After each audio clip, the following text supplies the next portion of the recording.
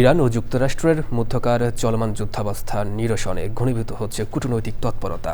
তেহরানকে আলোচনার টেবিলে আসার আহ্বান জানিয়ে মার্কিন প্রেসিডেন্ট ডোনাল্ড ট্রাম্প বলেছেন, আলোচনার দরজা খোলা রয়েছে, চাইলে ইরান তাকে সরাসরি ফোন করতে পারে।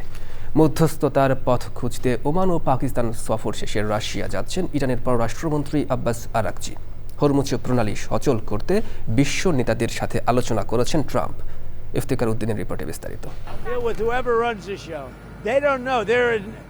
দীর্ঘদিনের উত্তেজনা আর যুদ্ধ পরিস্থিতির পর এবার সরাসরি আলোচনার প্রস্তাব দিলেন মার্কিন প্রেসিডেন্ট ডোনাল্ড ট্রাম্প। ফক্স নিউজকে দেয়া এক সাক্ষাৎকারে ট্রাম্পের কণ্ঠে শোনা গেল আলোচনার আহ্বান।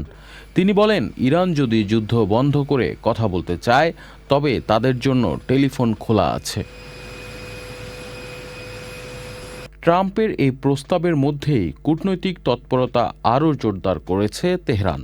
ওমান সফর শেষে রোববার রাতেই ইসলামাবাদে পৌঁছেছেন ইরানের পররাষ্ট্রমন্ত্রী আব্বাস আরাকচি। মূলত পাকিস্তানি দুই দেশের মধ্যে দ্বিতীয় দফা আলোচনার সেতুবন্ধন তৈরির চেষ্টা চালাচ্ছে। অন্যদিকে যুদ্ধের প্রভাব পড়েছে বিশ্ব অর্থনীতিতে।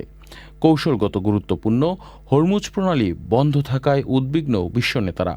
বিষয়টি নিয়ে ব্রিটিশ প্রধানমন্ত্রী কিয়ার স্টারমারের সাথে দীর্ঘ ফোনালাপ করেছেন ডোনাল্ড ট্রাম্প।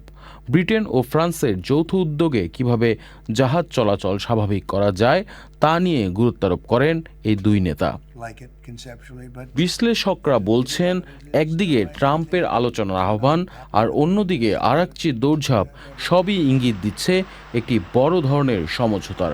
এখন দেখার বিষয়, তেহরান কি শেষ পর্যন্ত ট্রাম্পের ফোনে সাড়া দেয় নাকি হরমুজ ইস্যু নিয়ে সংকট আরও দীর্ঘায়িত হয়। Iftekhar Uddin, channel I.